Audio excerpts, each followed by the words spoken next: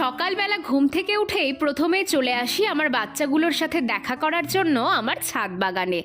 কলেজে বেরোচ্ছি, এমন সময় দেখি ঋষি এক ভাঙাচোরাওয়ালা কাকুকে ধরে এনেছে। কেন না, সে তার ভ্যানে দেখেছে লক্ষ্মীর ভাঁড় বিক্রি হচ্ছে, তো তার জেদ এখন তাকে সেটাই কিনে দিতে হবে। পাওয়ার পর আনন্দটা একবার দেখেছো। তারপর চলে এলাম আমি আমার কলেজে, আর দুদিন পরেই কলেজের অ্যানুয়াল স্পোর্টস, তো তারই প্র্যাকটিস শুরু হয়েছে।